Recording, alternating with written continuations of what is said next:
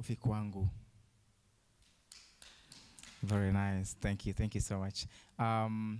We have a beautiful panel, so we'll have a very serious conversation, and then later on we can now have fun and banter. How's that? Sasa. Now, graduate. Bwana Philip, there's a guest in the office. Please get them for us. All right. Now that I don't know most of you guys, and I want to call out names during the conversation. It's a very informal conversation. We want to know why our laws are not working for us in fighting corruption. We are all in campus settings in university, and we encounter corruption firsthand, and it's a menace that we need to do away with as young people. So we are here to have a very candid conversation on how to use our power, our synergy, our creativity, our unity as young people, as Gen Zs, to fight corruption. I think there's no one here who's past 27 years old. I think I'm the oldest. No, wakili usilengelee hivyo. All right, so surprised that I'm older than you. What do you take me for? Am I your age mate? Am I your age mate? All right. Rahel tells me that we're live. We have a live audience on YouTube. I think we might go on Instagram Live and TikTok Live. It's just a conversation how we young people can actively participate in governance and decision-making processes, and making sure that we have transparent leadership in our nation. So I'm going to call a few guys just randomly to tell us how they're feeling today, just to check the impulse. Utambia na feel aje. Shule imekuwa aje? Kama is your exam time, how you feeling? Sawa sawa. And if you're catching us online, please make sure to tell us your university and your name, university, perhaps a small group where you're joining us from. We have a Tuesday group meeting in Nakuru County and another one in Mombasa County. Later on, the day after tomorrow, we have a team meeting in the same areas as well. So we want to thank you also for joining us online. We will do shout-outs mid-conversation. So tell us where you're joining us from, and we will have fun in the conversation. So allow me to welcome my panelists. You can have your seats, please. Hizi zenu, hizi zambele ni zenu. Hapa si pale Bible what does the Bible say about kukaa mbele na kupelekwa nyuma? Graduate, hujui Bible? Ulienda university gani?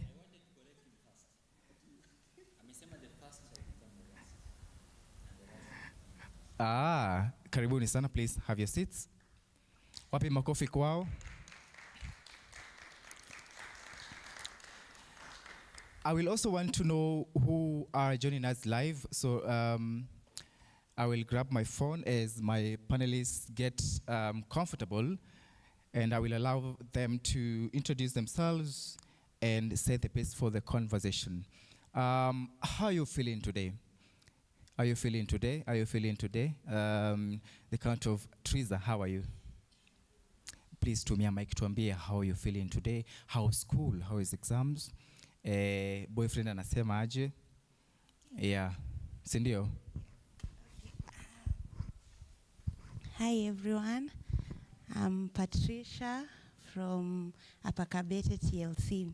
So, I'm feeling I don't know how to explain it, but I'm feeling but I'm just grateful. Nimeamka leo. Yeah.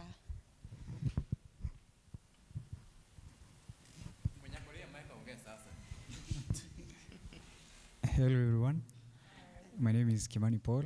I am a nurse by profession, and I think my mood today is very good because I'm enjoying one of my off days, and yeah. How are you feeling today? Nasikiaje? Hi everyone. I'm Elizabeth, a student in PIU. I'm feeling okay. Yeah, just okay. She's feeling okay. You see these guys from Presbyterian University, private universities, Riara University, USIU, Strathmore University. Wako too chilled. Hawana mambo mingi. Unlike some guys here from the Technical University of... you have 2 degrees. Wow, we will celebrate you after this session. So a round of applause to my panelists today. Wapi makofi kwao. So we will have a very candid conversation today. We have laws that we take part in. We go to public participation. We go to consultation meetings where we create these laws, but these laws look like they're not working for us. So we're here to have a conversation and understand why they're not working for us. So Kenya has built strong anti-corruption architecture. We have policies, we have reforms, we have laws, and multiple commissions, including EACC, that continue to champion for a corruption-free Kenya. We have laws like the Leadership and Integrity Act and institutions like EACC I've just mentioned. And over time, reports from parliamentary committees, blue ribbon commissions and committees, and also civil society, which have produced many reports and recommendations. In theory, this framework looks like it's sound, it's very sane. And indeed, we have mechanisms to audit, investigate, prosecute, and even recover, a stolen public property. However, execution looks like it's a weak link here, so let's be honest. So EACC reports and national reviews reveal gaps which are rooted in our systems. For example, EACC systems examination of the Kenya Police Service flagged manipulated recruitment, political interference, and price tags on desirable posts. Is there anyone here who is going to police recruitment and they were asked to give something? I wouldn't ask David. Tito, have you tried? But we heard stories of our brothers and cousins being told to give money so that they can get into police service. And so in its 2023-2024 annual report, the EACC reported 5,171 corruption cases, but noted chronic delays in justice, resource constraints, and low staffing for investigations. Further, the commission uncovered a worrying trend where public officials are using family members as fronts to siphon funds, even making fake companies to win tenders in government, which is very true, very true. In Kenya Prison Service, the EACC found procurement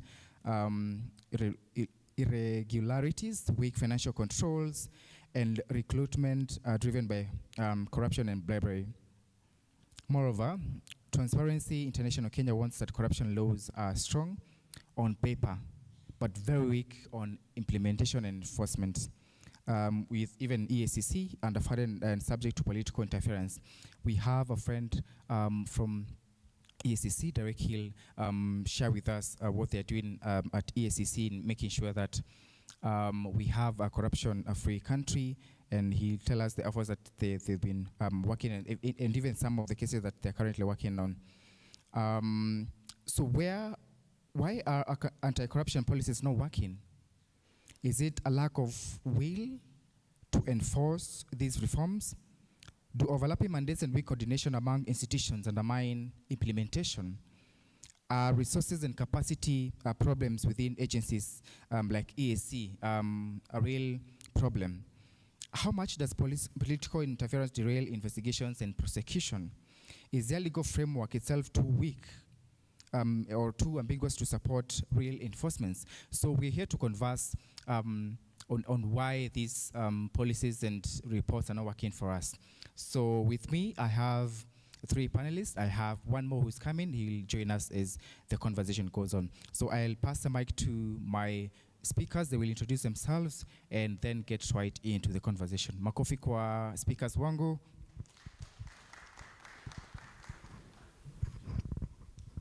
Good afternoon. Good afternoon. My name is Derek Kaisha. I am an advocate by profession, but I am also an ethics officer with the Ethics and Anti-Corruption Commission. I am excited to be here with you today as my younger brothers and sisters to have this conversation with you, and even just to respond to some of the questions that you would actually be having in this area. Asante.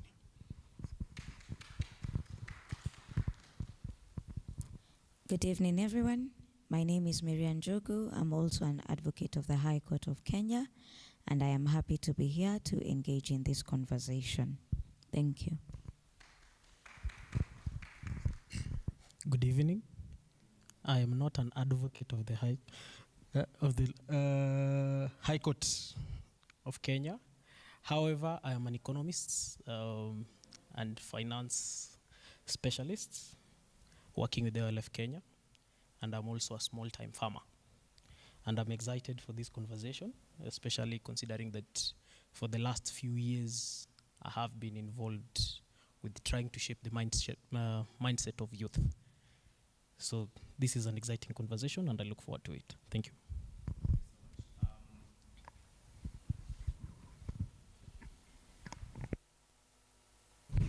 Thank you so much, Philip. Now that you're not an advocate of the High Court, I won't start with you. Wakili, on a rate of 1 to 10, how would you rate our legislative processes? How do we make laws? On a rate of 1 to 10. If I have to rate it, I'll rate it between 6.5 and 7. Reason being that, do we have adequate laws? Yes. So the remaining points are for improvements and maybe the challenges that are there with implementation. Yes, but we do have a robust legislative system. 7. Beautiful. Philip? I'd give it slightly higher.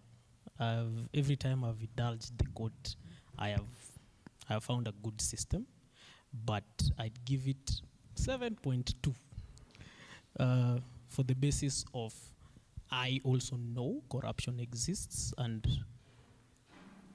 case in point, I know somebody who could have walked away on murder just because there was a corrupt judge somewhere.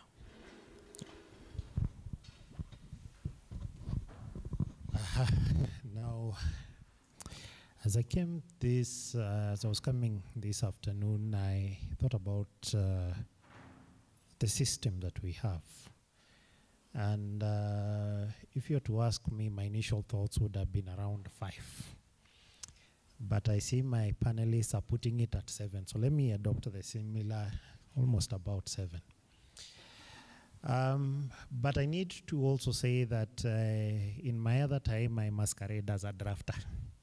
And I've been involved in the drafting of quite a number of these laws that we're speaking about, be it the Anti-Corruption Economic Crimes Act, that is after 2010, after the new constitution. I had an opportunity to work in that. The Leadership Integrity Act, amongst others, even the now newly enacted Conflict of Interest Act. And when you look at the process and the documents that go in, and then the documents that come out, that is why we are saying that kidogo we drop the ball. Because you will always find that there's a lot of good proposals that will go into the bills that end up in Parliament, but what comes out of Parliament is what gives us a bit of a challenge. So that is why I gave it about a 7. Yes. So we have strong legislative processes in the manner that we make our laws, right from inception, introduction to the National Assembly to assent by the President. Do you think we are over-legislated? Do we have so many laws that we can't seem to have the effort or rather the resources to implement? Wakili? Well, in my view, and as a person who's practicing the law, I don't think we are over-legislated. I think we are adequately covered. While some might overlap here and there are a few gaps that need to be improved in most of our laws, but we are adequately covered in terms of legislation. There is barely anything that I have come across that does not have legislation to it or a supporting. There's the Act, there's the Constitution, and then there are a few guidelines here and there that are usually released over time. But no, I don't think we are over legislated. What I just think is, like he's saying, there is a gap of implementation, but there is also a gap of goodwill in the institutions that are involved when it comes to the legislative process, from making the law to implementing the law. Yes.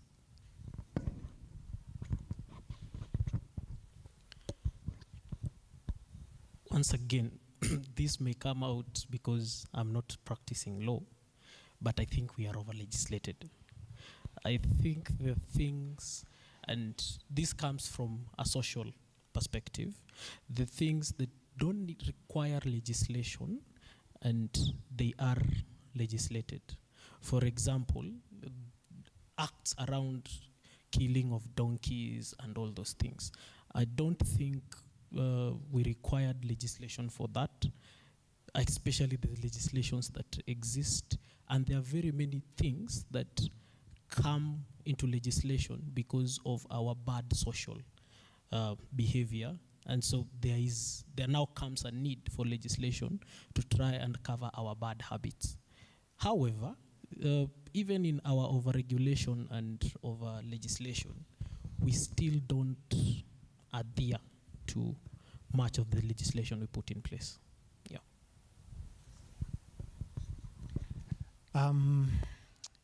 There's a gentleman who said, I can't remember exactly who, but I know we have young people in the panel, so perhaps in their spare time they will try and find who. There's someone who said that the more laws a country has, the more corrupt it is. And yes, in that regard, I want to agree with my two panelists. Now, let me start with Philip, why I agree with Philip. Even as we were coming up with the conflict of interest law, there were questions as to, has this already been covered under the Leadership and Integrity Act? Yes, we had provisions on conflict of interest under the Leadership and Integrity Act. We similarly had an offense under the Anti-Corruption Economic Crimes Act. We had aspects of it that were already covered under the Public Procurement and Asset Disposal Act. Now, the question was, were they adequate? Did they cover those areas adequately enough? And that is where we are saying that we still identified that notwithstanding these laws being there were still some gaps and challenges that we are facing as a country. Corruption did not go away. Unethical conduct and particularly conflict of interest did not go away. And that is why in 2019, the president felt that perhaps we need to find a way of addressing the issue of conflict of interest on its own. Remember, even as we speak about conflict of interest, we have a law on bribery, which is just one facet of what we call corruption. Each year, EACC does an annual survey. When you ask the ordinary Kenyan, what is corruption? The first thing that a Kenyan will say is that corruption is bribery. And we all understand corruption is bribery. So you look at the laws that we have in this area. We have the Anti-Corruption Economic Crimes Act. In that Anti-Corruption Economic Crimes Act, we had something on bribery. We then went and legislated specifically on bribery. Then we also had an aspect of conflict of interest. Now we have legislated a specific legislation on conflict of interest. So why are we legislating on these which would ordinarily constitute offenses of anti-corruption? It is because of these gaps that we are identifying. And we are feeling that we need to continuously address those gaps. We are playing catch up with the people who are engaging in corruption and unethical conduct and are trying to fix the gaps that are always seemingly appearing. However, if we were a society that was functioning properly, we would only need one legislation and we would not need those many legislations. That's a very interesting perspective. Welcome, Moshigeri Mwambela. We already started and we had the first question. On a scale of 10, rate our legislative processes. I know you're part of a program that we've been running and you're graduating next week. And part of that program, there was an element on policy action area where you guys were supposed to come up with a policy and write a petition to the clerk of the National Assembly. Your experience with that process and even in your research, do you think, how would you rate on a scale of 1 to 10? Oh, thank you so much, Emmanuel, for having this discussion. And yeah, on a scale of 10, I rate our legislations at 6.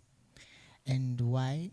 Because yes, we have good legislations. Yes, we have them.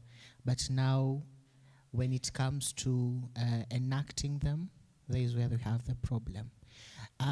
During the program now, our policy action area, we were looking at police, and we wanted a reform whereby the police curriculum changed. So we wanted Parliament to pass a bill whereby the curriculum of police to change so that they can add in the curriculum things to do, aspect to do with empathy, service-oriented, because like right now, if I'm working with a police officer besides me, I'm not confident enough, or I don't trust this police officer to take care of me. Why?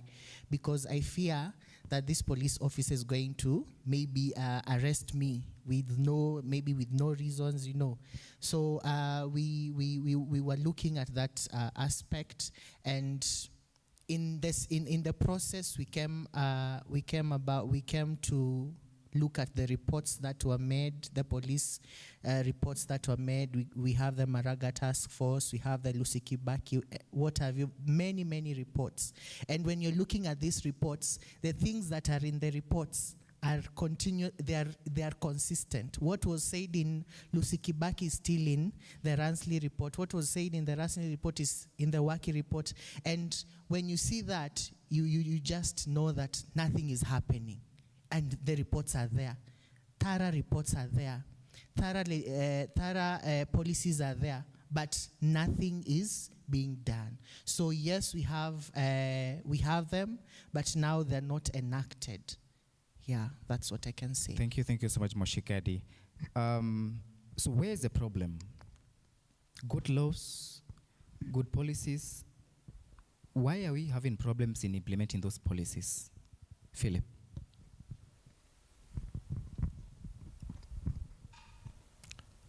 Corruption in the people who are supposed to be implementing, lack of goodwill, interference. Let me use an example. Anybody who's been named with a corruption scandal will end up vying for politics at some point. Major scandals, that is. We have people who are supposed to enforce, who are part of the problem. If the judges who are supposed to enforce this by enforcing the law, by making the perpetrators face justice, if they are corrupt, then who will help the person who needs justice? If I go to the police and I'm supposed to get help about, say, I walked to the land's office and I was supposed to get help. I'm speaking about land because it's something that affected me recently. You go, somebody tells you do the right thing, but then again, for that person to release their document from this desk to Marianne's desk, then they need you to talk to them, kando ya maji. And if now the goodwill that I should have to ensure that this paper moves to the other person because I am paid, I am supposed to do that. If I don't have the goodwill and still solicit, still go around the things, and I am supposed to be doing the right thing, then the person who is being affected, if they also don't take a stand which will affect them negatively, effectively, if they don't take a stand, then we have a two-way lack of goodwill. The person who is being affected by corruption and the person who is effectively participating actively in solicitation of bribes plus other things, because it's not necessarily the bribery alone, but when now in this case this person fails to have the paper move forward, I have failed in processing my land, but I have stood by what I believe to be right, then effectively this person, if all of us have the goodwill to say no to this person asking for something, at some point they will be fished out because every process will be stopping where they are. So for me, the biggest problem is lack of goodwill, then interference. We can talk about that using very many examples. Starting from, I can use a very good example of Waluke. Waluke was sentenced, of course he appealed, but he's currently an MP. These guy's cases seem to not be progressing. I use the word seem not to be progressing. And when he was not an MP, everything was moving a little bit fast. You can go to very many cases, and I know that corruption cases take a long while to prove, especially where it was embezzlement and all that. But then again, from a perspective of somebody who is not actively participating in the law process, it seems like nothing is happening, and it encourages the smaller fish, by lack of a better word, to also participate because they think they can get away with it. That's a very interesting perspective. So as part of OLF, there's a program we run called Ajibika Leadership. And last year, we did a social audit. And one of the very first questions we asked them to ask the guys in the communities was, are you corrupt? Nexus, are you corrupt? And there was a very interesting perspective. I'm going to give an example. You lose your phone, you go to the police station, and they demand a few shillings, let's say 3,000 shillings for them to assist you. You pay for you to be assisted. That's bribery still. But we, as young people, and especially guys of our age, don't see it as corruption. It's still bribery, and they were seeing it is appreciation rather than bribery, corruption. What do you think, Wakili?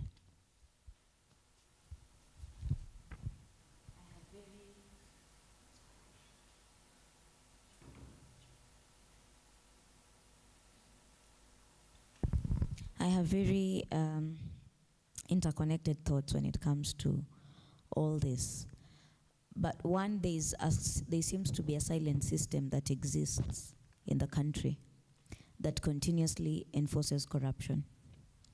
And like the example you've given, as a practicing advocate now, you may not want to engage in that type of system, but there are instances where as you stay waiting, then you don't get assisted. And then the person who's waiting for assistance is now frustrated.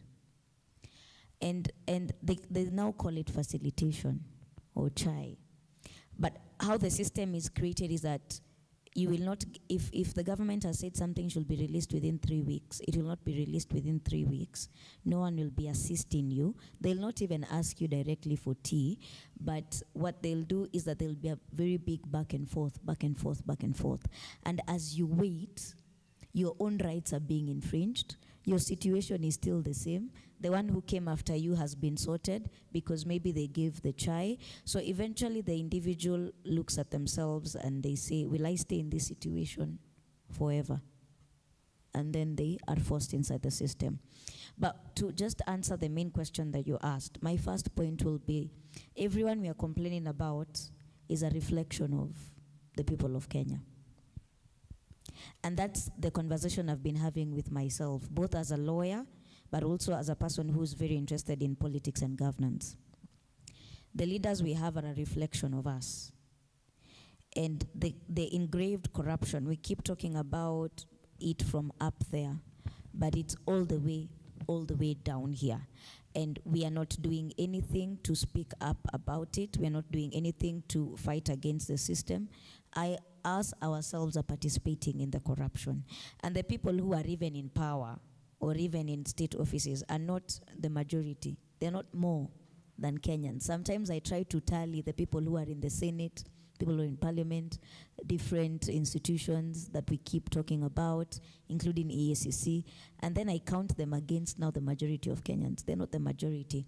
So we're not doing our part as citizens.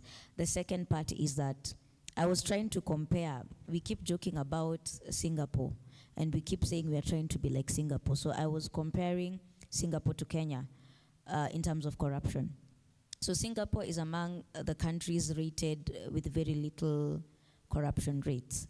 But the one that is rated the most with the least is Denmark in the world. But when I was comparing Singapore to Kenya, I was actually laughing because we have the same system in terms of enforcement. They have their own body called a whole totally different name that I will relate it to EACC. They mentioned 4 fonts. There's the judiciary, which we have. Then there's the Office of the Prosecution, which we have. Then they have their investigating body with the same mandate as EACC. And then they also have the robust laws. So I was laughing because the 5th thing that they have that we don't have is political goodwill. Which also reminds me of the time I went to Rwanda and when we were having a conversation with their leadership and we were asking them, so why is this working for you? All of them kept saying the same thing, political goodwill.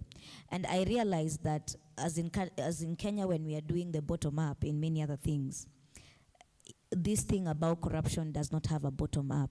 I don't think it can work bottom up. It can only work up bottom. Because it's very hard for even him as an ethics officer to enforce something against his own boss or the people above him who are also corrupt. You are very limited, and especially in the government. So for the countries that are well ranked with 0 or almost, there's no 0, but very little corruption, their corruption challenges are now in private sector, which is the opposite in Kenya. We have more corruption issues in the public sector. But the public sector as is structured, including the police, it has an authority kind of system. So there are levels, and people are taking orders in almost every institution that is public, ministry, as well as the police and any other force. So with that kind of system then, there is a problem if the implementation is not up bottom and the implementation is bottom up. The other thing that we have a challenge in, and I'm going to raise this even in front of our ethics officer, there is also need for civic education in terms of integrity, even in the community. One thing that I've been doing politically, I've been looking at the presidents we have, and there's something I've noticed that we are missing.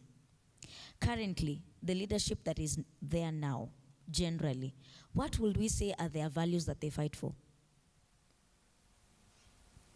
I would want everyone to think about that. I've heard stories of course I didn't grow up during Moi's time, but Moi had his own philosophy that he was fighting for, Nyayo. And in that Nyayo there was something, and they constantly spoke about it. I grew up quite following politics. I followed politics since I was young, so I do remember Kibaki's regime.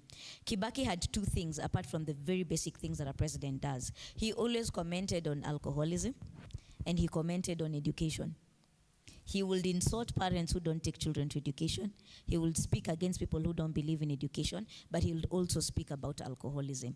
And it was almost in every gathering and speech he will have, he'll always comment about it. So even as Kenyans are going around working, there's a consistent comment on your children must go to school, and there's a consistent comment against alcoholism. Then you come to the former president, Uhuru Kenyatta. So as you go down now, I then ask myself, in the current regime, what national values are we pushing? And I realize there's none. Someone else can correct me on that. But there's no leader who, outside their basic work, when they stand to speak, they speak towards a certain kind of behavior. So we also need to calculate integrity and education about it, and civic education with the large masses. You mentioned something very beautiful, political goodwill. I realize you're also a wakili. Will it work in Kenya? The up, bottom, political goodwill?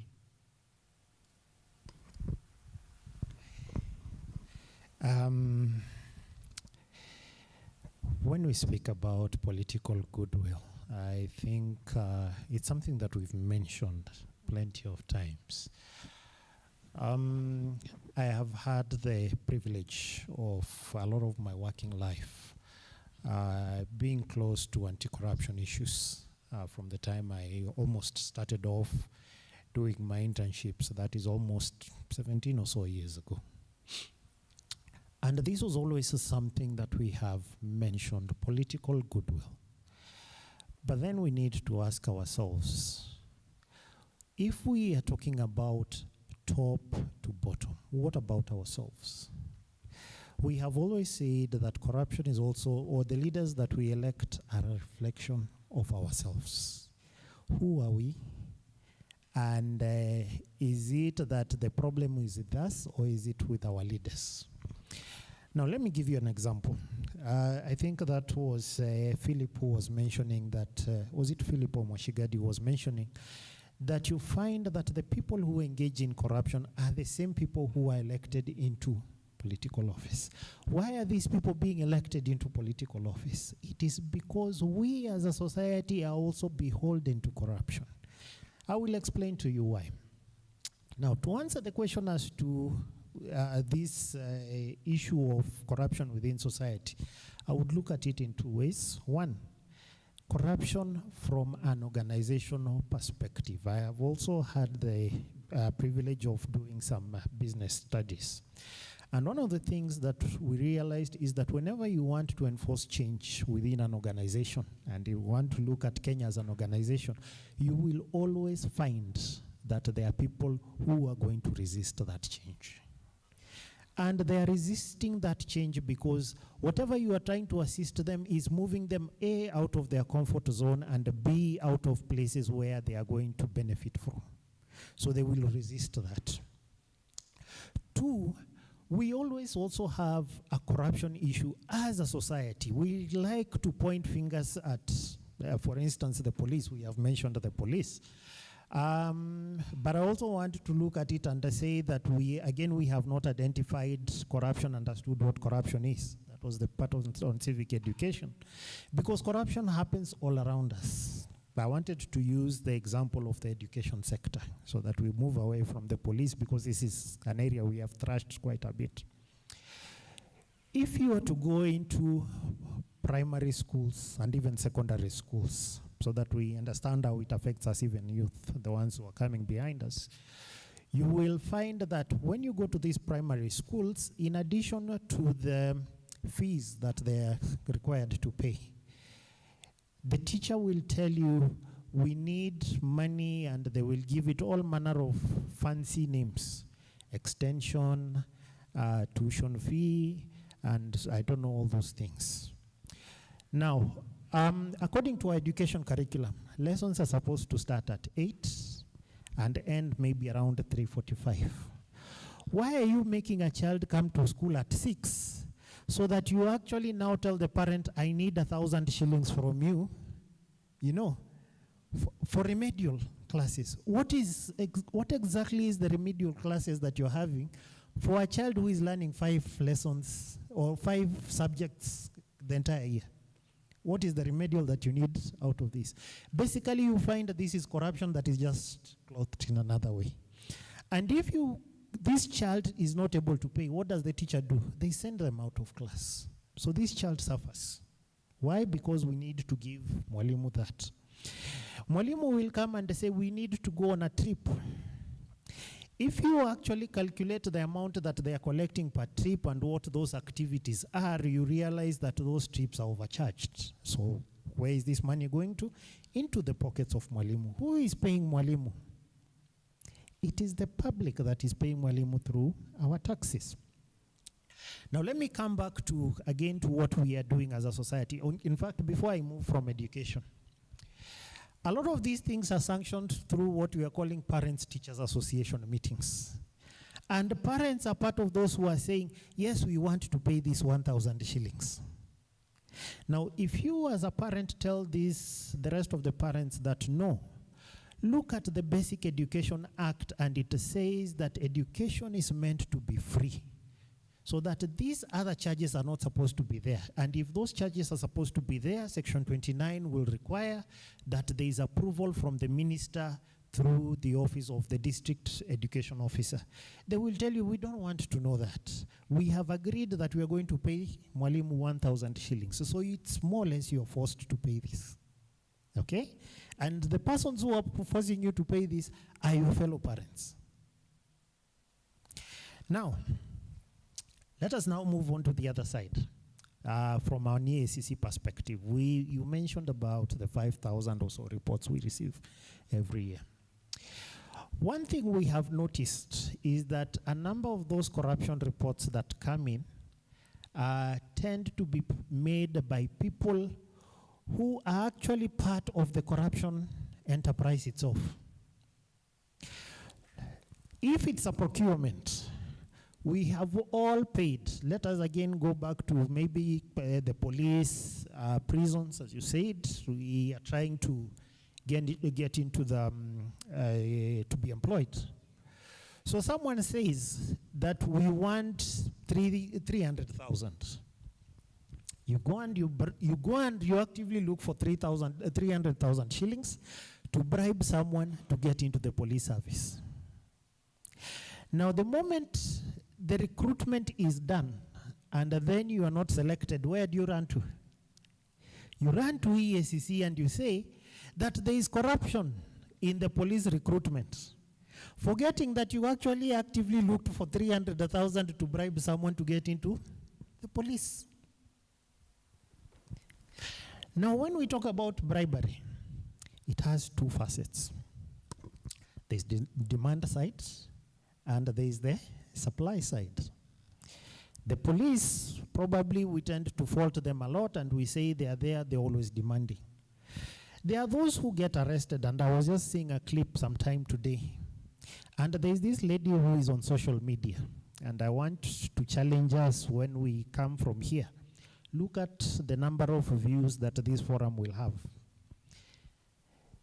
Now, this lady is actively there saying the way she went and she was engaged in these issues of, dragging patrons in a club. So she was saying the way she dragged some young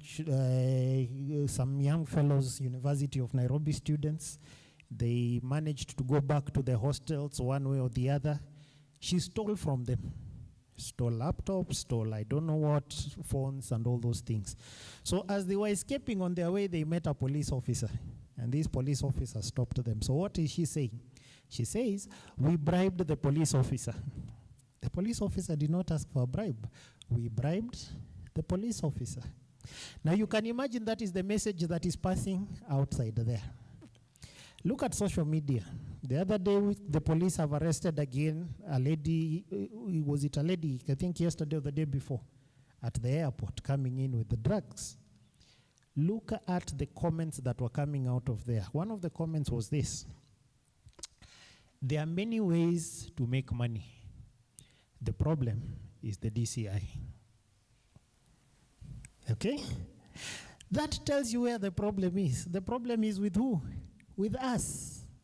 Now, the moment we have embraced this kind of system or reality as a society that we will make money through whatever means, and the moment we get arrested, there is someone available to bribe, be it the police officer, be it the judge, be it the EACC officer, whoever it is that you want to bribe, then you find we have a problem. That same society will want to elect a leader. Now, to come back to the question you're asking, the same society wants to elect a leader. Who are they going to elect? Are they going to elect the saint who is going to stop them from engaging in whatever they're engaging, or are they going to elect a leader who is a reflection of them, who is going to allow them to steal? that is exactly where we end up as a society. So whereas we want to address it from top down from our leadership, there is a lack of political goodwill, but there is also a lack of goodwill from society, because we as society want to stay in that aspect of corruption, because for us, we feel that it sorts us in whatever we want to do. Thank you so much, Wakili. Before we go to Philip to tell us whether he is corrupt, Philip, ukiibiwa pale home, alafu upeleke kesi pale kwa polisi, maybe umeibua laptop, uko umefunga nyumba vizuri, alafu unapata umebebwa kila kitu mpaka TV, alafu unaenda kwa polisi, wanakuambia toa 5k ya mafuta, tuende tutafute ule mwizi. Sawa sawa, tuambie kama utalipa hiyo. Wakili, you didn't tell us whether you're corrupt, whether you'll actually pay that 3,000 to get your phone tracked by DCI. Do they actually track those phones? Kusema ukweli? Tracking happens. It happens? It happens. But you'll have to pay for that money. Yeah. Before you answer whether you're corrupt, and I know you're, allow me to read a few comments from our audience on YouTube. My name is Shadrach Kinyua from Kenyatta University, and my question to the EACC is, how does EACC measure success, and can you share latest statistics on convictions versus ongoing investigations? Uzima TLC is joining us from Western region. We have Tanu joining from Bondo, ALF Joust. We have Ronnie Keep Career joining from Mary University. I would like to ask if you can share pop-in statistics based on ongoing investigations. I think that's for you, Bwana Wakili. We have Owen Moremi joining us from UN Mombasa. We have Derek watching from Laikipia University, Lawrence Kamwaga. We have Annette watching from Mary University. Nick here from Pioneer. Sheila from Karatina University. And many more from where? Let me see. Ambrose from Makerere University. Thank you so much, Ambrose, for joining us. Nelene already joining us from Moranga University. Arwin from Pioneer University as well. And Dekut main campus in Nyeri. Thank you so much for joining us. Keep on sending your comments, your questions in comments on our YouTube. I will also give you guys a platform to ask questions that you might have. I saw Natembea somewhere there. Karibu sana bwana Natembea. I know you have questions to ask. Triza, prepare your questions as well. Kajim, Taisha Maswali. We have Derek here from EACC. There are those questions you've been wanting to ask. So, Philip, tuambie tu ukweli. Atuambie ukweli, si ndio? Asidanganye. Are you corrupt? No. Are you sure? Yes. Now, why is he lying? He looks like those corrupt politicians. So, Satapak inakwanga. Satapak kukwanga. Kakoti fulani.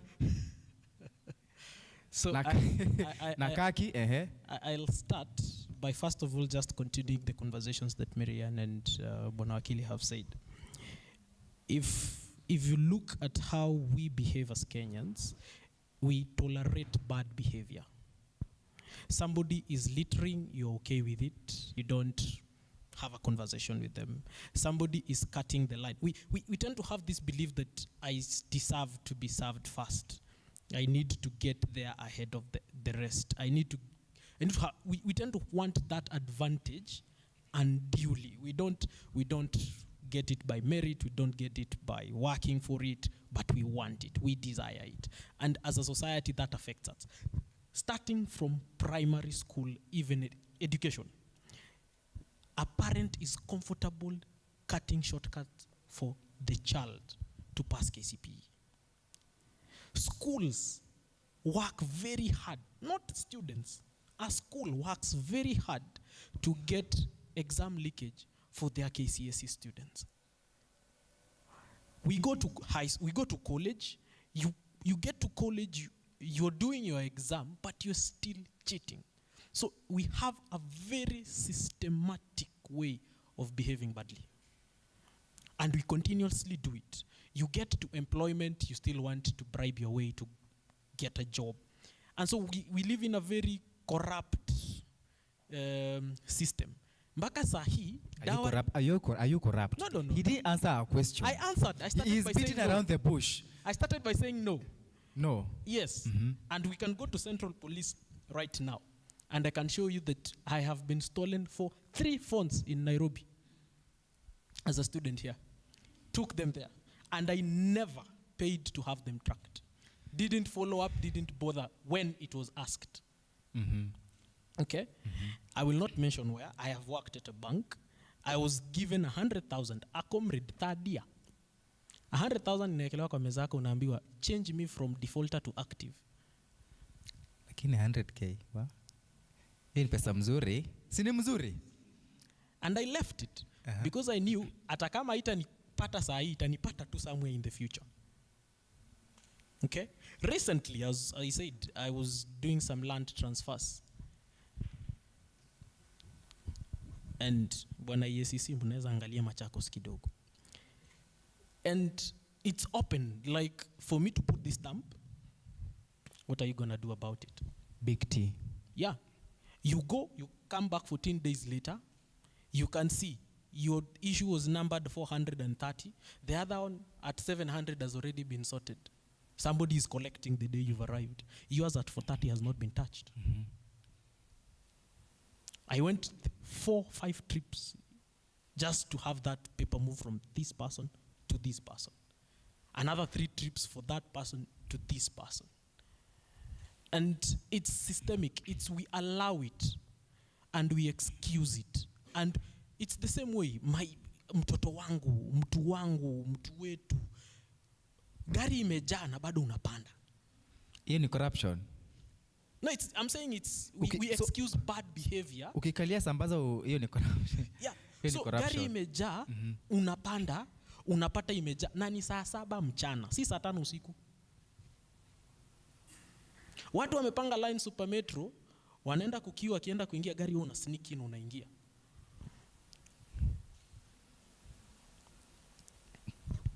Mpaka church. So we have a bad culture, and with that we tend to excuse bad behavior, bad actions, and social media has accentuated it to levels that we cannot comprehend. Interesting. Yeah. So now something happens, we tend to now start excusing the actions of that other person because we tend to look at it from my perspective. If I was on that person's shoes, I'd want to be forgiven because you as a person inherently tolerate that bad behavior. And so when now people are corrupt, we don't tend to realize that this is a vice that we need to fight. This person was the PTA chairperson who was allowing 1,000 from parents. This person was the cattle dip chairperson who was allowing people to have their cattle that have not been paid for to go through the system. And because this person was somebody who was understanding us, mtu wetu, when they ask to be an MP, we don't see a problem. When they get there and they are bought, we also don't see a problem. Factually, which is something that I know all of us have interacted with. How many times do you hear us vilifying a member of parliament, a governor, a senator, who went into government and did not steal?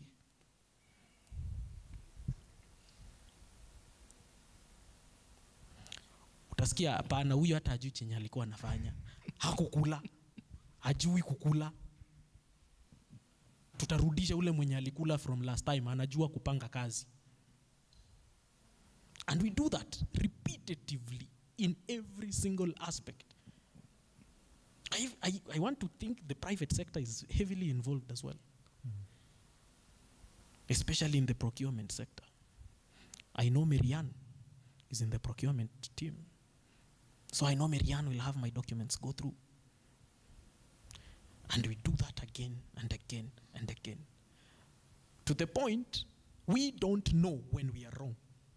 We can't point it out. That's why the crowd, there was a mama when I said kupanda gari excess ni makosa, because we are so used to it, we don't know it's a problem. Gari ku-overlap. You get out of with a vehicle right now, go on this State House Road. there will be traffic. But I want you to count how many vehicles will overlap you just because you're following the right way. Interesting, And that's a problem. interesting perspective. And we come to, sure. I just wanted to support that and perhaps give it an EACC twist and perhaps how it affects us as young people. Imagine now that you're finishing your studies. The next thing you want to do is to go out there in the market to seek for a job, be it a public sector job or be it in the private sector. Now, as you seated there, you are competing with other people who also have qualifications similar as yours, or so you believe. EACC has actually discovered, and it also came to the discovery of the Public Service Commission, that a lot of job seekers, young people who are seeking for jobs, who are seeking for promotions, are doing this on the back of forged certificates. Forged. Now, when you're seated there with your genuine papers, the people you're competing with are on forged certificates. Now, this person who is going to get that job, you will continue hustling outside there. Without a job, unemployed, yet there is someone who is occupying a position which you are meant to occupy, and yet this person is not qualified for that job.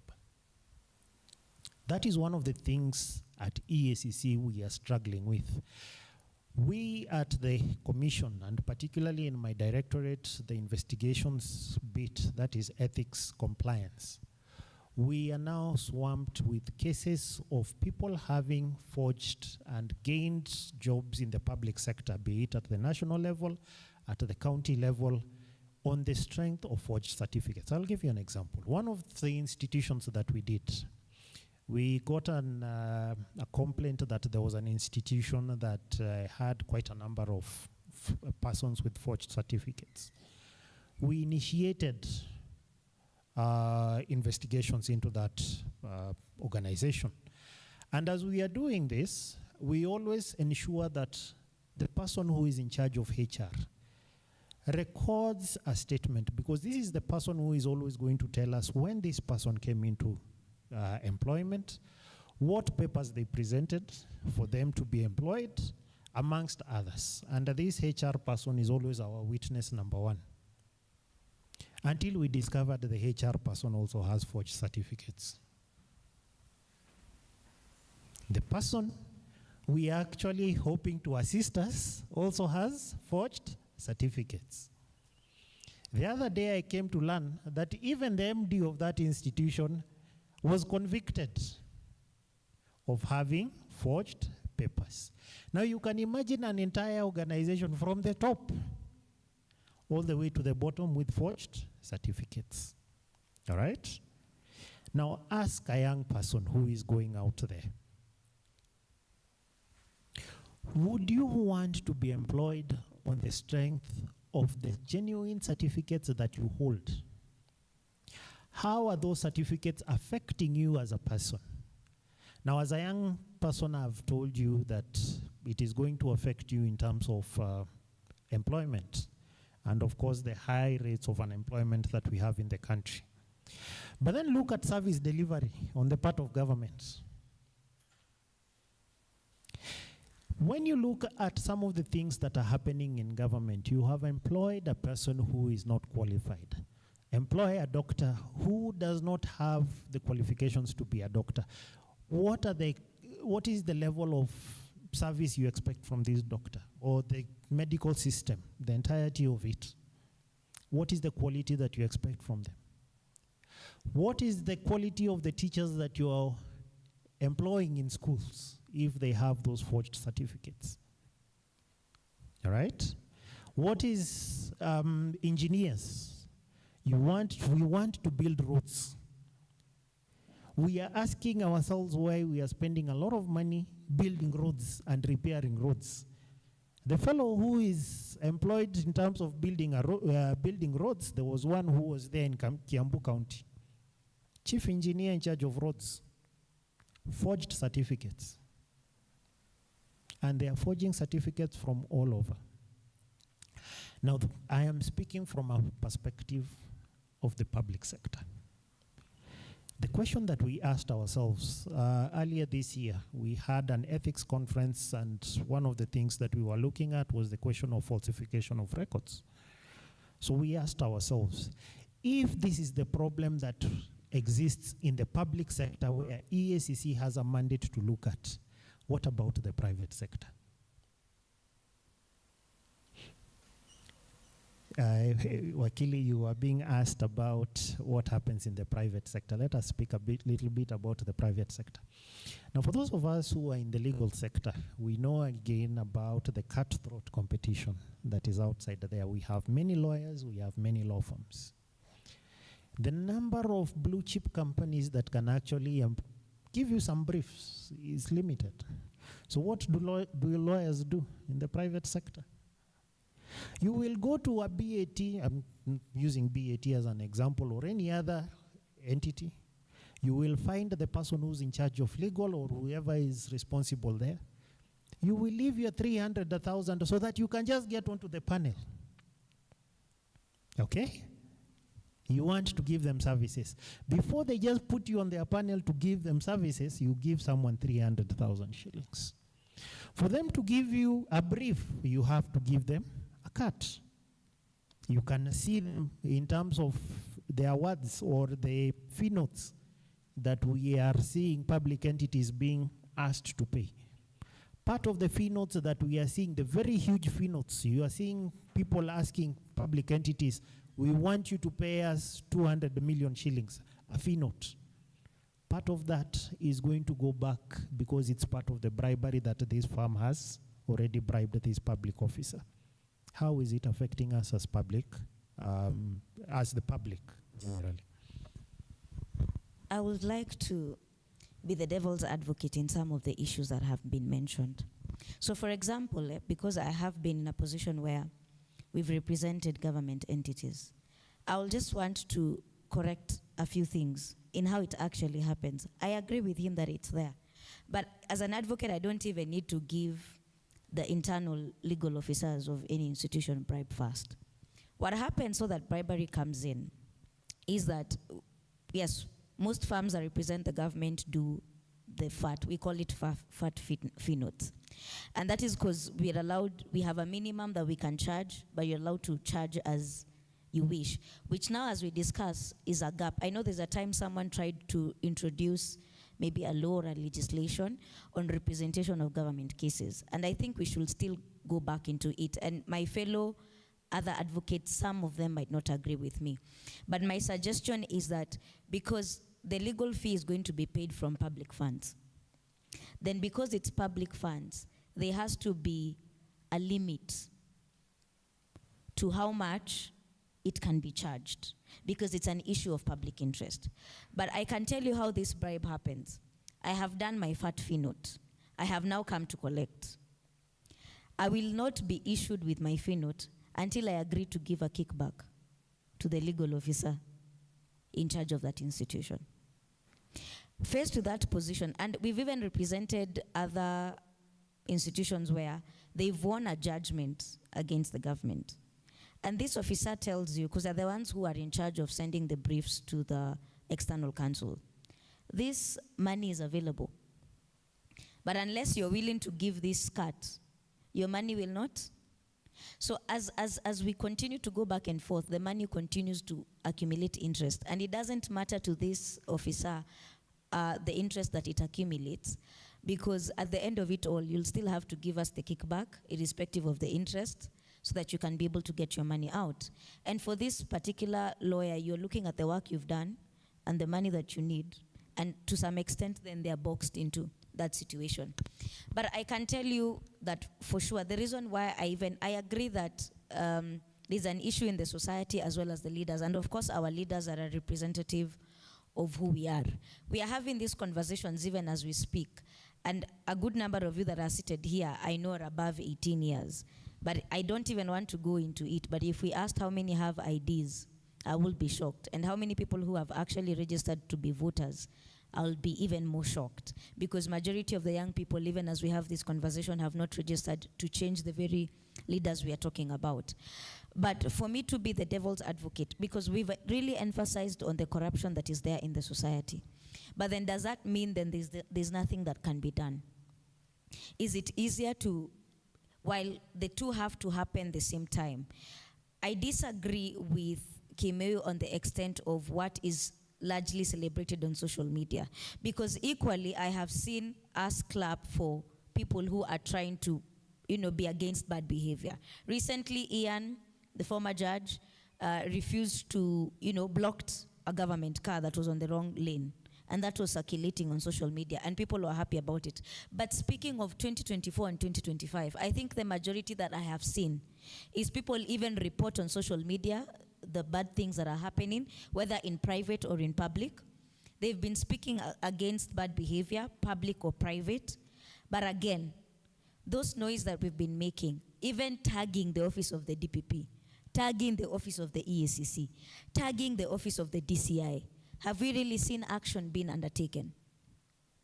At some point, even as we point fingers, we will point the whole society, others will point back to the leaders. We need to see consequences.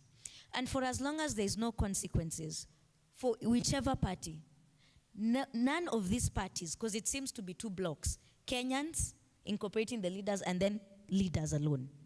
Yeah, but as long as there is no consequence, and the consequence that matters. I can be easily jailed for corruption. You will not even know. Maybe me you will know because I'm a bit famous, but you will not even know. There are some people who are jailed for corruption because they're not known. So that is not something that is going to come to the news, and it's not going to caution. And as a lawyer, and you will know that the purpose of the law, apart from prevention, the purpose of consequences is to also give prevention. And for as long as we will come and cry out that someone has helped murder to take place. And I'll give a good example.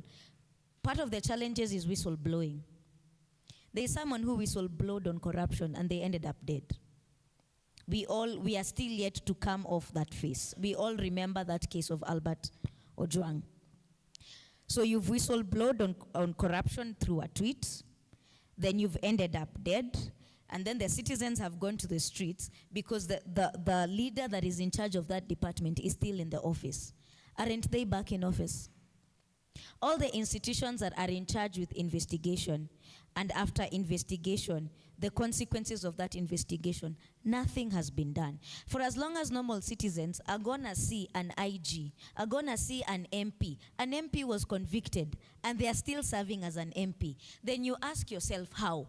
Is it me, a citizen, who is going to walk into the MP's office and arrest them and produce them to jail? Is it me? Are Kenyans even capable of doing that, or will the group that will try to do that end up dead? I will still emphasize, we have elected people with a purpose. All the public institutions that are there have a mandate given by the people of Kenya. Even as you come for us individually, for our mistakes as normal citizens, we have shared and given a contract that you will help us implement these laws.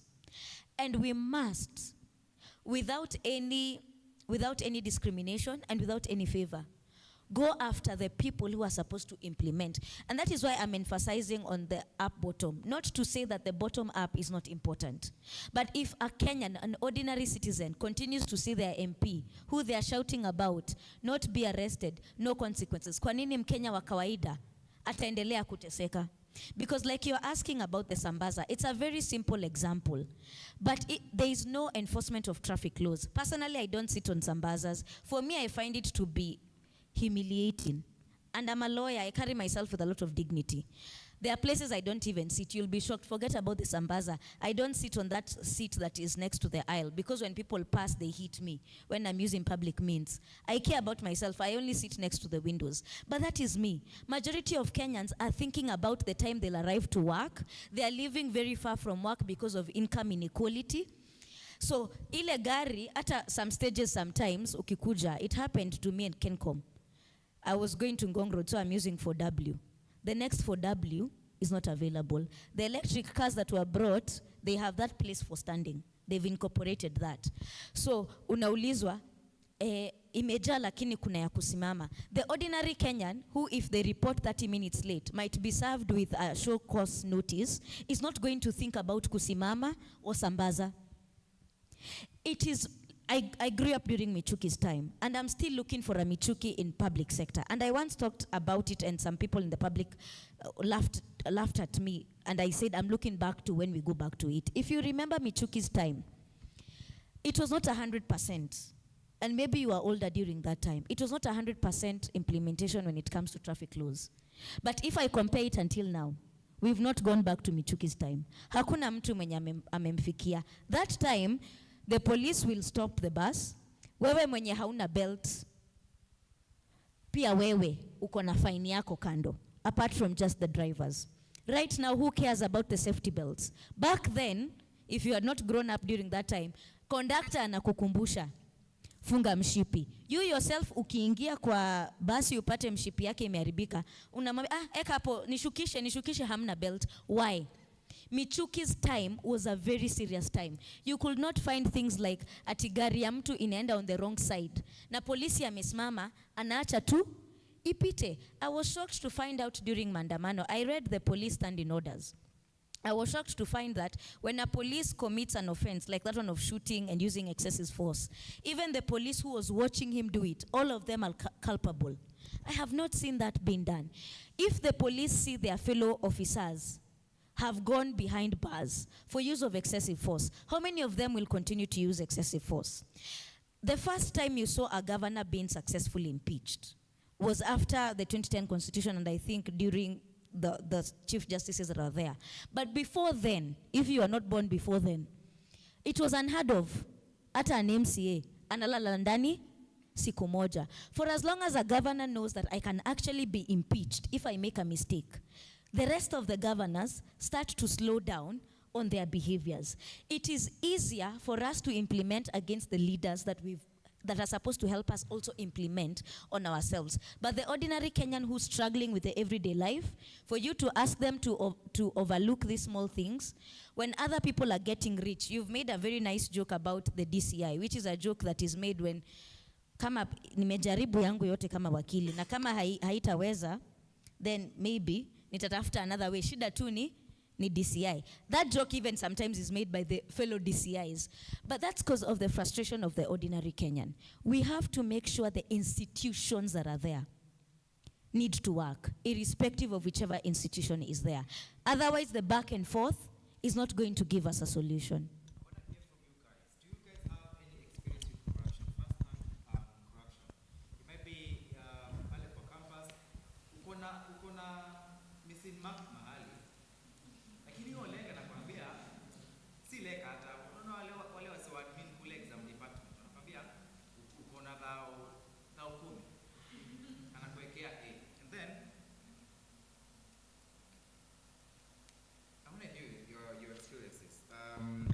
Have you witnessed corruption firsthand? And as we go to Mwashigadi, tell us whether we have hope in the journey towards a corruption-free country. And then Philip, you will tell us whether historia unakuja kupiga campaign kwetu na utuachia hata kakitu. And then Wakili, you will tell us whether there's hope for Kenya in the journey towards a corruption-free country. Wakili, lastly, tell us why EACC doesn't have prosecution powers. We'll hear from, let me see the hands first, so that we can know Natembea, and the beautiful lady behind you, and then Mia Brita. All right. Kajim, please help in passing the mic. Be brief, precise, and if it's a question, please forward it to a specific person.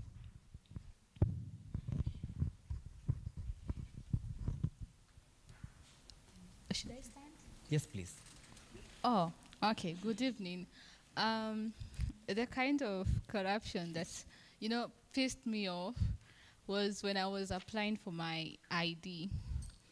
I was on the lineup, going to pick that form. But, you'd see someone coming, stepping out of that, big car and with some I don't want to use a rude word, but their father, whoever it was. And then that negotiation, and then you hear a name being mentioned. Na amefika saa hiyo, you've been there since like 9 a.m., it's 12, and conversations are ongoing, and these people wanna apply. And then our IDs, I think I turned 18 on January, and I got my ID 1 month after I joined campus. So that was October.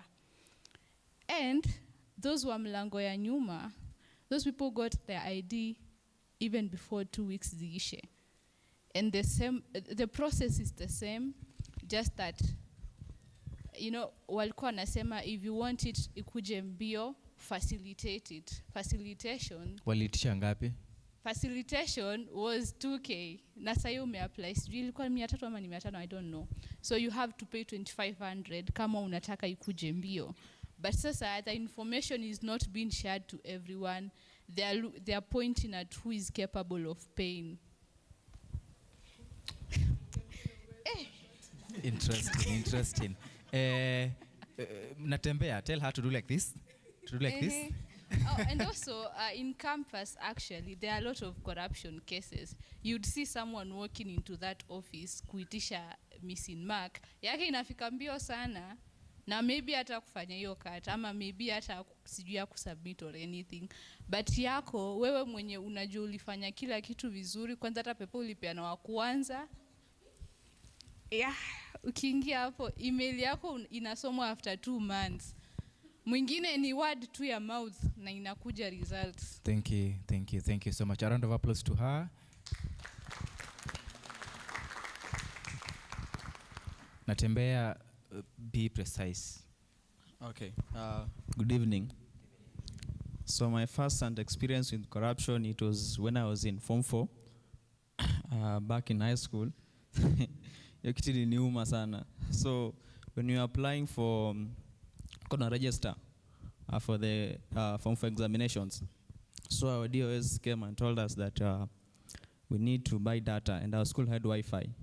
So he told us that we need to buy data so we can input your information into the system. So we were 318 students, and we were asked each to pay 150 shillings. That is more than 30,000. And hiyo kitu haikuingia kwa akili yangu when I was in Form 4, but when I finished, I remember that we were conned by the teachers, because the data yenye angetumia, it was not even costing more than 100 shillings. And we had Wi-Fi already in school, and feel tu kwamba that was not good for us. Ilikuma? Yeah. Aha.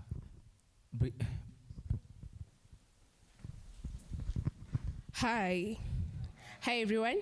Hi. My name is Bridget Nyambeka. So mimi bado ni story ya ID. So back in 2023 nilipoteza ID yangu on some incident. So when I was replacing it, I wasn't the one like facilitating, because it was needed for some other application.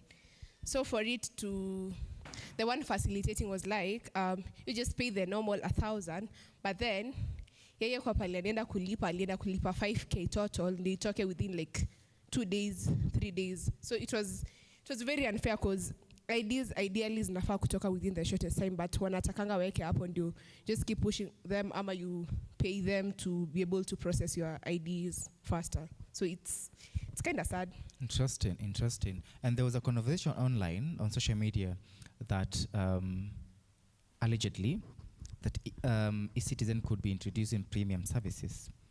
Like kama unataka passport, unalipa ile 9,000 alafu unalipa ka 5K juu ndo yarakishwe. Corruption at our face. Do we have hope for corruption-free Kenya, Moshigati?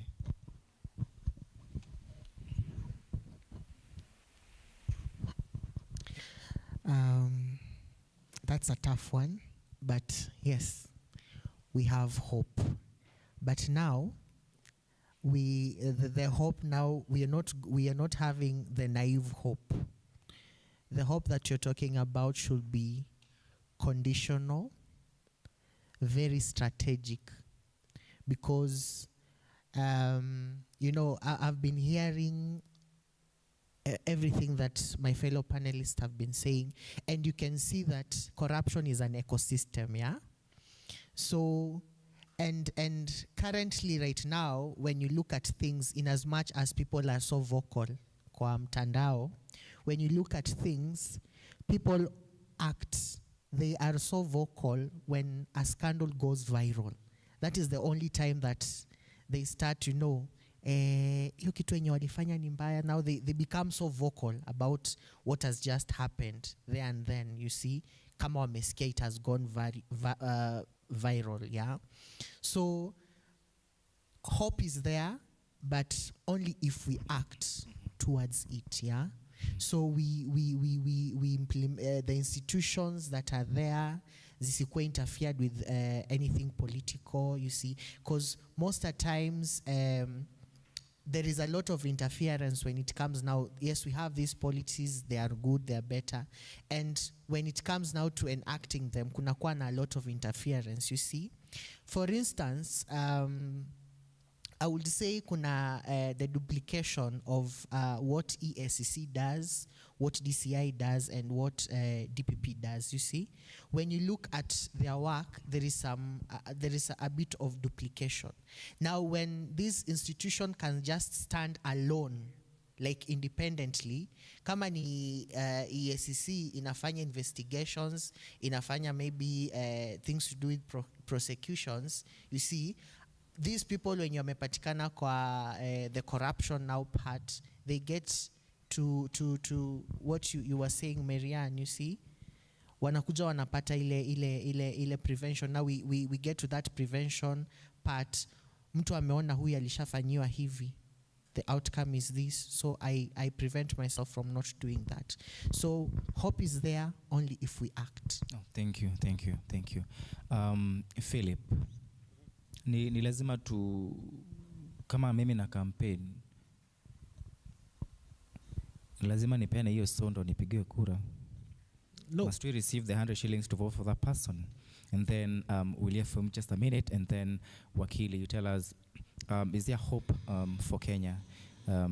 Is there hope for the young people in fighting corruption? And even you could include the concept of whistleblowing and young people, and using digital platforms is a means to whistleblowing.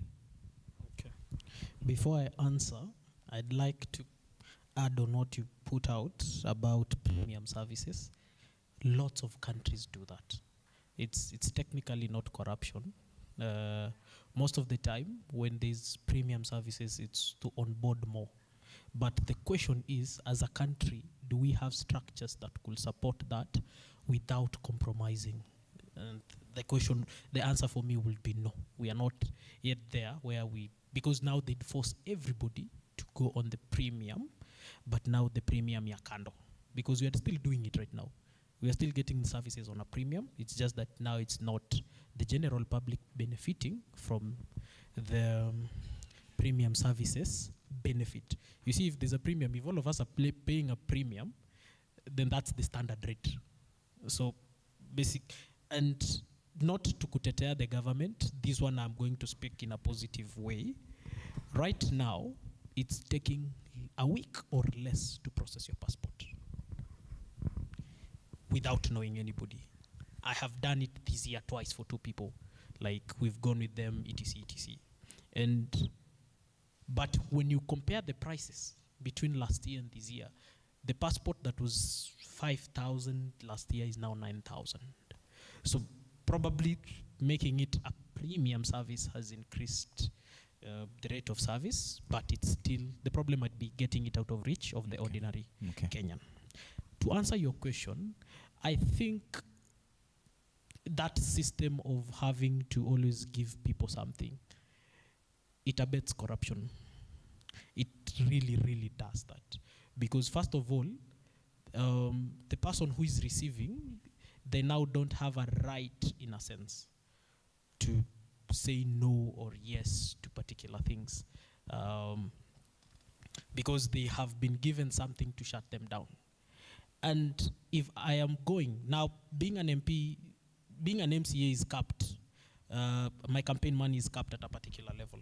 Being the president, it's capped at a particular level. But if I'm going to spend 20 billion, where my cap is 5 billion, where is the 15 billion coming from? It's coming from somewhere. And a president's salary is 6 million. How much? Whichever it is. By the end of the year, they don't have 20 million. Okay? But when you look at allowances, they may be getting something better. But in general, this person will not have more than 30 million. In 5 years, in a year, how much is that? 240, like a quarter a billion. In 5 years, they are at 1 billion on the higher end. Way higher end. So, if this person is spending 20 billion to campaign, where is the 19 billion gonna come from? Public service. They are gonna create 100 companies that will trade with the government. But now when you trace the owners of those companies, and so the problem, for me again, it goes back again to the society. We really don't like exceptions. We don't like you being above. Your head comes above the water, we will pull you down very fast. And the people who are always above are people we now believe in a different dimension. And most of them are people we, in a way, fear as a society. Now, by not mentioning names, but of course I know you'll go and look at it, there is an MP who was heavily implicated in the Sabaot Land Defense Forces.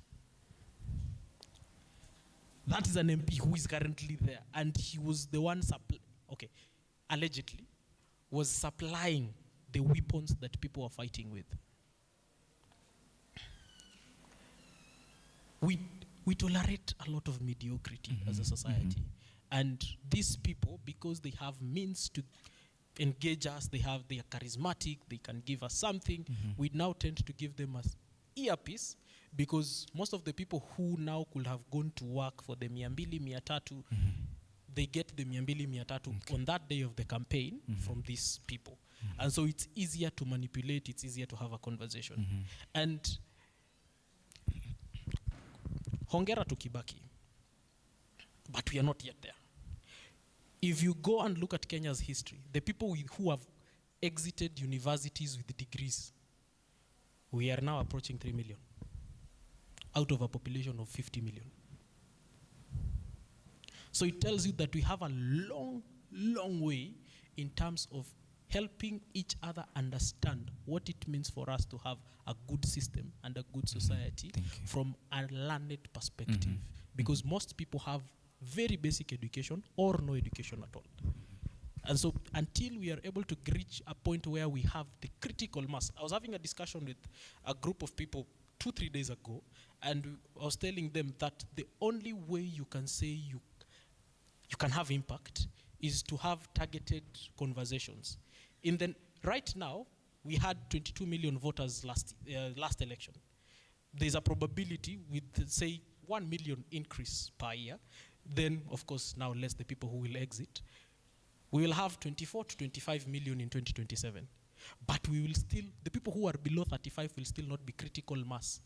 And of these people, how many of them know what you know about saying no to corruption, about making better decisions? It's still a smaller percentage. So we have a long way to fight, and we have a long way to ensure that the politicians, 200 yao, 300 yao, is non-effective in how we make decisions. Thank you so much. Wakili, in a minute, do you think the young people have the capability, the will to whistleblow? Is there hope? As you share your parting shot as well, as we head to finish. Let me start by, before I answer the question, just action for EACC. A good place to check is the issue of IDs. Seated here, I speak also politically.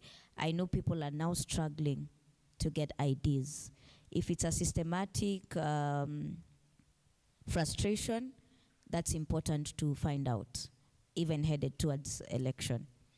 The other issue that I'm going to raise as well, and I know that one will include inter-ministries because it also touches on the auditor, treasury, among other people, but also another issue check that we have allowed to be happening.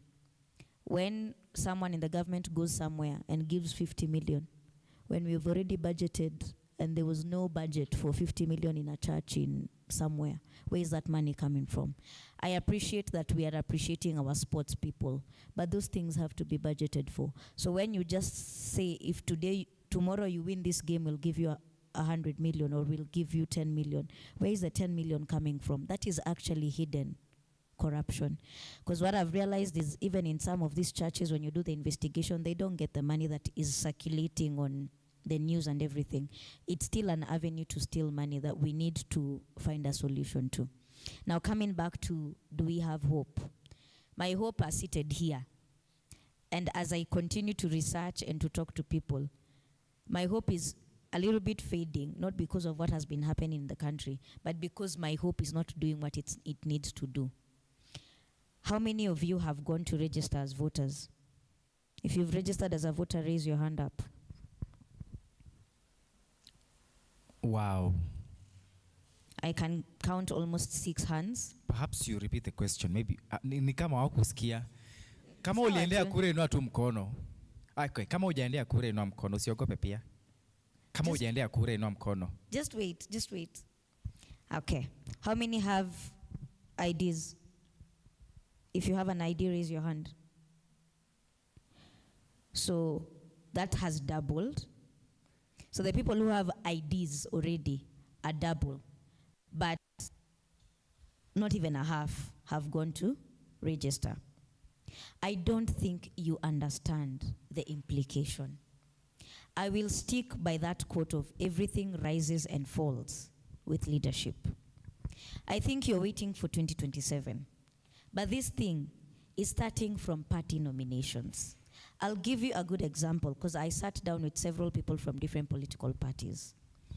Recently, there has been a political election in one of the areas. I've forgotten the constituency here in Nairobi. And there was a Gen Z candidate. And the Gen Z candidate had a very large crowd. The person in charge of doing the elections for the party was so sure the Gen Z candidate is going to win because the crowd the Gen Z candidate had was massive.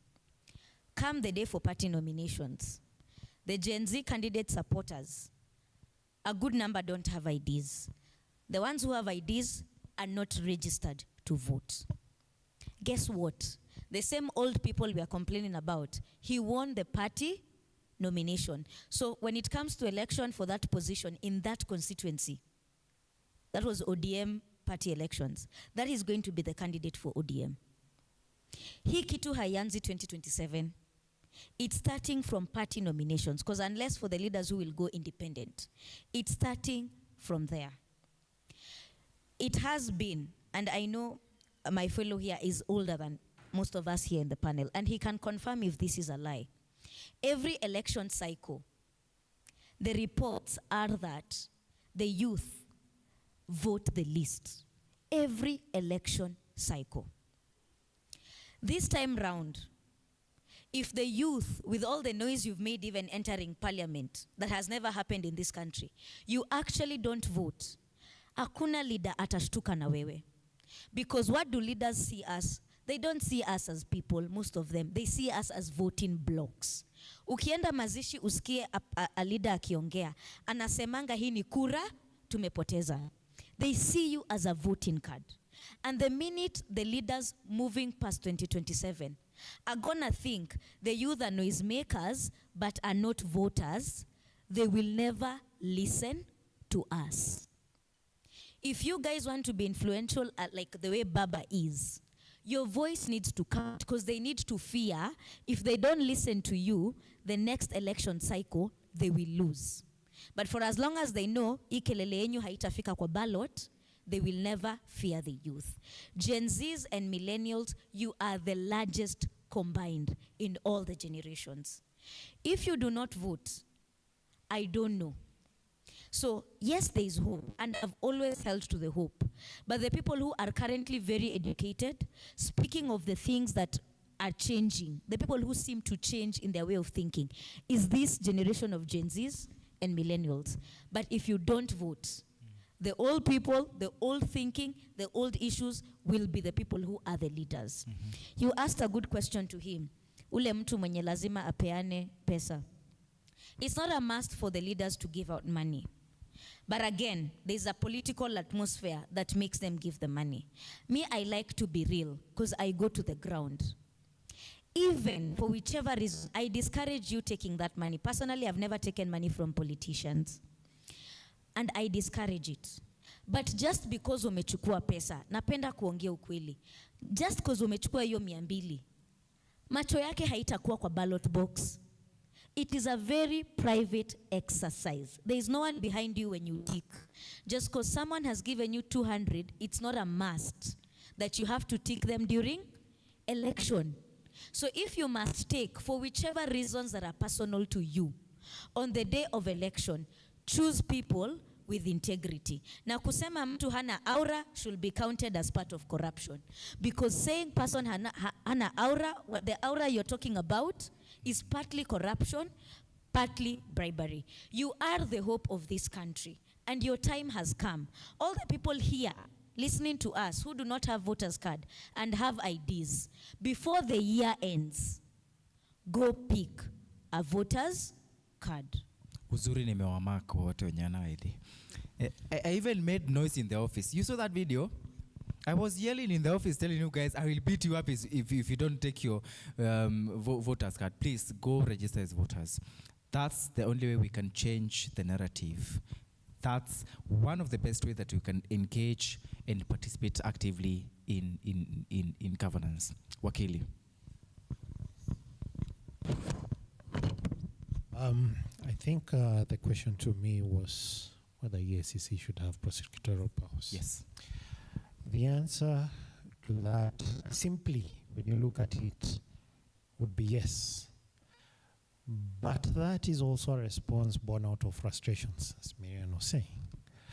It is born out of the frustration that you investigate files, we take these files to court, we lose matters, and we are losing matters because, one, the person prosecuting that matter was not involved in the collection of the evidence, so they don't understand what is there in the file. Two, we are also looking at the fact that certain things will happen outside court, and therefore that file will be returned, that file you will be told don't prosecute that, amongst other things. But also we need to understand the reality of it is that it is more philosophical than it is as we want to address our frustrations. And when you look at it, the argument that has always been made is that the person collecting the evidence ought not to be this person prosecuting. Why? We want to give the accused person also a fair chance in court. A fair chance. Now imagine if it is EACC that is collecting the evidence and prosecuting.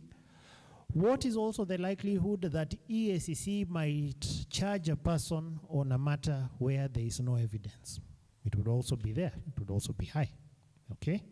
So you have an independent DPP who is supposed to review that file and independently determine whether this person should be charged or not. And those are the safeguards that are being put in the Constitution to ensure that persons who are innocent are not charged for things, assuming that EACC goes overboard and wants to charge people for no reason. So we have those safeguards in the Constitution, and for that reason, I would say that what we are experiencing now are actually what we are calling personality issues, if I may use that. Because those systems are meant to work, and forgetting now that I am an EACC officer just looking at it as an advocate, those systems are set there and they are meant to work. Having an independent EACC, having an independent ODPP. The problem will always come in where we have certain personalities coming in. And you find that the people who are in charge of the ODPP and the people in charge of EACC are not able to see eye to eye and support each other in terms of the work that they do, and therefore it leads to clash in styles, in personalities, which affects the work that needs to be done, and that is where frustrations can start to come in. You will also find that where people come in and for one reason or another, they are either not competent or not competent. In certain cases, you will find an EACC that is very competent, and in other cases where people say EACC is not competent as it should be. And in other cases, again, same happens to the DPP. You find that people who are saying the DPP is very competent, so they are able to work with the EACC very well. The others who are saying it's not competent and therefore they cannot work with the EACC. Those are things we are not going to change simply by saying EACC take prosecutorial powers, okay? Because the moment EACC takes those prosecutorial powers, we then go against the very same safeguards that were put in the Constitution to ensure that the rights of the individual are safeguarded. So I want to respond to that on the, in that manner. We were saying, that is Philip, was actually raising something about standing out. And I don't know where Philip got that one from. There is a philosopher called Gordon who says the nail that stands out will be pounded down. Okay? Now, unfortunately, we use it in the wrong way in society. And it addresses the question of whistleblowing. In 1992, when we had one of the biggest scandals in this country, we were referring to the other gentleman who was killed the other day. What was his name? Albert. But before Albert, in 1992, we had the Goldenberg scandal. And the person who blew the lead on the Goldenberg scandal was more or less an intern in the central bank. And his name was Munyakei. What happened to Munyakei? Munyakei was fired from central bank. Munyakei could not secure a job anywhere else. By the time Munyakei died, of course he has been given all manner of national accolades. But Munyakei does not have a job, he cannot support his family, his wife ran away from him. Munyakei died of pneumonia, which is very treatable. But he does not have the money to take himself to hospital to be treated for pneumonia. Why are we saying this? Because Munyakei had to be pounded down. He is the nail that stood out. That is a saying that should apply the other way around.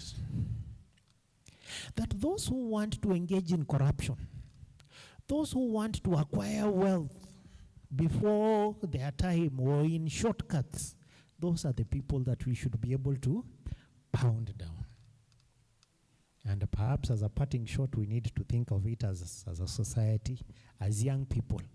Even as we are going into elections, I again want to agree with Marianne, and she was saying about elections and young people. I got my first ID when I was 18. That was in 2002. How many years ago?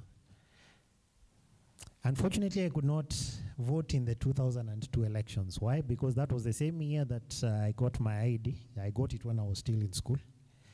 By the time we are going to elections, we had not registered as voters. The first time we got into elections in 2007, I ensured that I actually cast my ballot. So it is a challenge on you. Cast your ballots. What Marianne is saying, it's true. There is a lot of apathy that you would actually see amongst the youth.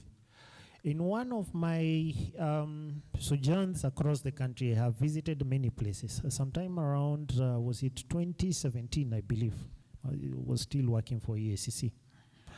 I went to Siaya, and Siaya has a few places where one can stay. And I was in my room. There was a lot of noise outside. It is about 9 o'clock.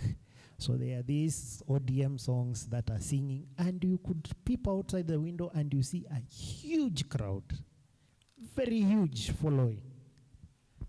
Unfortunately, most of those were young fellows, and as Marianne is saying, those were young fellows who did not have IDs and who did not have voters' cards, who had not been registered as voters. Please, take your voters' cards, take your IDs, ensure you're registered as a voter. Your choice will depend on you.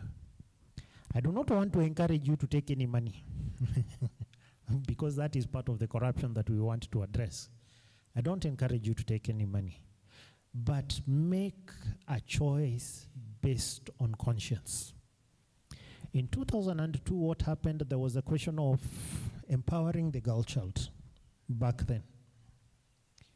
Members of parliament or candidates who were actually seeking to be elected had to sign a sheet somewhere that we are going to look after children, we are going to look after the girl child. And all the candidates somehow signed that sheet, and it was actually being published and populated in the newspapers.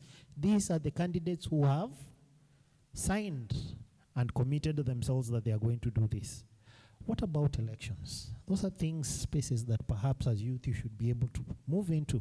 Sure. Require those candidates to actually be persons who are going to sign and say, we are not going to engage in corruption. And if they engage in corruption, then you hold them to task and you say, this was your signature on this particular page. You said you're not going to engage in corruption. Why are you engaging in corruption? There are those things that we need to get into again. Understand what processes are. Marianne pointed out to the question of civic education. For some reason, Marianne has been pointing out to things that I've done in my life. I also took part in what we called Kenya National Integrated Civic Education Program. That was in after the Constitution 2010. We attempted to educate the public on matters of the Constitution. I don't know how many of you know what the procedure of recalling your MP is. The moment that you do not know the procedure of recalling your MP, you will find that that procedure is going to be corrupted. Look at the scenario of Kawera Mwangaza. As soon as Kawera Mwangaza has been elected, barely a few months down the line, the MCAs in Meru County have already started a petition to remove Kawera Mwangaza. There are recall proceedings for recalling your MP. But because they know you don't know what those procedures are and what your rights are as a voter, what did MPs do? They went and put in a law, an amendment somewhere, and said that for you to recall an MP, you must wait until 2 years after they have been elected. Give them time to work. And then you can now say, okay, fine, we can remove them or not. And then 1 year to the election, then that window also closes. So you only have a 2-year period to remove your MP. But for governors, they can be removed as the second day after they have been elected. Why the discrepancy? It is because we have not understood what our rights are as voters, and therefore members of parliament are now abusing those to shield themselves, to ensure that they do not get removed from office. So let me stop at that. Perhaps another time we can have further conversation. Thank you so much, Wakili. A round of applause to my team. So I'm going to give them 60 seconds. Do you all agree? 60 seconds? 60 seconds, right? Okay. I just want to emphasize so that you understand. If today we said that his solution as EACC is for him to get prosecutory powers, for him to get those powers, he'll go back to who? Parliament. Parliament is the one that is going to either expand his powers as EACC and give him those orders. That parliament is you who's going to vote as MPs. If you're going to say the issue is DPP, who eventually appoints the DPP? Who appoints the DPP eventually? You see there's a gap in knowledge? If you say the problem is the judiciary, the person who is leading us, who is leading lawyers and judges, who eventually is going to appoint them? The president, right? After getting recommendations, he's going to get maybe 3 or 4 names. He's the one who's going to pick. Who voted that president? You. Part of the challenges that he might not have said, they have issues with funding, they have issues with staff, they are understaffed. Who is in charge of their funding? The budgeting goes back to the people you've elected. Who's in charge of allowing them to hire and the number of staff they can have goes back to the people you've elected. So almost every other solution that he thinks can work for EACC, at the end of the day, will go back to Parliament or will go back to the President. If SHA is not working, the person in charge of implementing SHA, CS and the PS, who appoints them? The President, right? So if anything, majority of the things that might not work, at the end of it, just I want you to ask yourself, this thing nina complain. Mwishowe solution tunataka. Nani anafaa assign your solution? You'll find it is either your MP or it is your president, and it's the people who you elect. So he's powerless if you choose for him bad leaders. I just needed to emphasize that. All of us, even me in the judiciary or as a lawyer, I am very powerless if you give me a bad CS or you give me a bad president who will also choose a bad CJ and choose a bad DPP and choose a bad IG. You understand? Yes. Then we will all suffer. Yeah. Thank you so much. Philip, 60 seconds. Thank you. So first of all, and this is not to discourage you from taking your voter's card, but if you have a voter's card, ensure you vote. The only way elections can be stolen in this country, there's no other way, is through ballot stuffing. And that can only happen if you don't turn out. So if you are 200 in that polling station, show up the 200 of you, so that there's no room for anybody to play games, because the tally at that polling station is final. And my parting shot, please, in whatever vices that exist, do not celebrate them. It encourages other people to behave badly. It enables you to also think that vices are normal. So do not normalize what is wrong, and start with something as simple as do not be an excess passenger. Do not cut lines. Because you do that, then now when the MP is on the wrong side, you will feel like they have an entitlement to be on that side. But if you do not cut lines, an MP will not be on the wrong side and you are okay with it. And agitate for what you know to be true at any given point. And do not shy away from speaking your truth. Thank you so much. Your parting shot, Moshigadi? My parting shot is this. The issue of corruption in Kenya is a problem. It's not a problem about laws. It's a problem about courage. And as everyone has said here, and as Mariana said, I'm putting emphasis that when power meets accountability, systems collapse. Thank you so much. Thank you so much. A round of applause to my team here. And I think this is not a conversation we can have in one day, or rather one sitting. It's a conversation that builds on itself. And so thank you so much for showing up and for contributing to this lovely conversation. Thank you so much, Wakili, for joining us for today. Wakili is from EACC. I'm very sure that Joyce is watching. Thank you so much for sending Derek our way. He's been very instrumental in this conversation. Thank you so much, Wakili. If you listen to Wakili very well, stori zake ni tamu na azishangi. So tunaweza kama mpaka saa 6 usiku tukisikiza hizo stories, si ndio? Thank you so much, Wakili. Philip, I ambushed Philip 10 minutes to the live. Si alikuwa na content. Thank you so much. Kidogo nikuita Wakili. Philip. Moshigadi, thank you so much for getting time to be with us today. And of course, to everyone watching us online, thank you so much for being with us, for sending in your questions. We've seen so many questions, and I hope they were answered in the conversation. I think we were to end 30 minutes ago, But thank you so much for staying with us and for sending your comments and questions. And shout out to everybody who showed up today. Thank you so much for coming. I know you're not used to this kind of Tuesday meetings. Thank you so much for your patience. Kajim has your tea ready. We will have tea and perhaps a banter question as we check in on each other, and then we can go home. Thank you so much. A round of applause to you guys. Now, lastly, we want to appreciate you,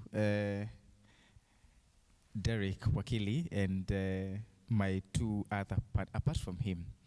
I want volunteers, three volunteers. Unakimbia, si kuinua tu mkono. Thank you. Now, there's a beautiful lapel pin we have here, and I want our beautiful lady to gift avalishe Bwana Wakili our identity. Kajim, please patia mrembo wetu lapel avalishe Bwana Derek.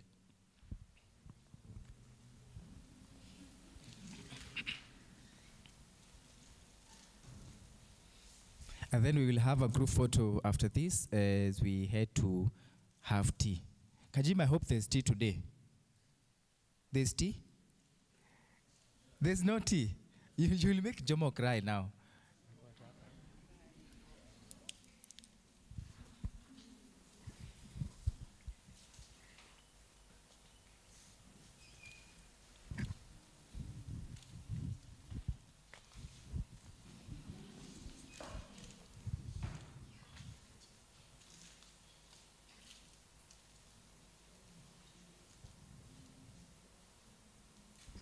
Ni kama inamshinda.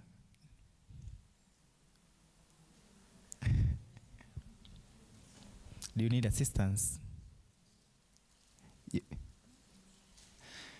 Good. Wapi makofi ya Bwana Derek wewe? Aya, Chege. Wakili, there's a gentleman here called Chege. He's a very proactive gentleman.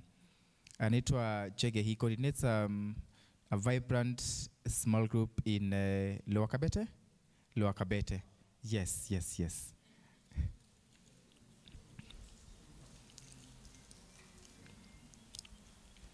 Aya, for audience, wale wa online, we say that the TLC with the biggest audience, we are sending you gifts. Now, Rahil will give me that report, and be sure I'll send you the gifts. Sawa. Which small group do you think had the biggest attendance? KCA. No, KCA, they are here. Online. No, I will know. Rahil will give me that report. Aya. Mwashigadi. There's a gentleman here. I can't remember his name. But I've seen that face somewhere. So thank you so much. He's going to give you our identity.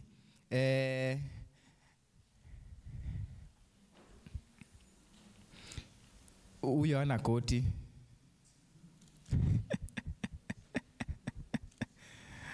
Thank you so much. Now we're going to have a group photo. So we will end the live and then have the group photo and then have tea as we do check-in. Sio iko sawa? Iko sawa? Aya, Clyde, si tupige picha hapa for memories. Ama ni aje? Sasa, you can come over now.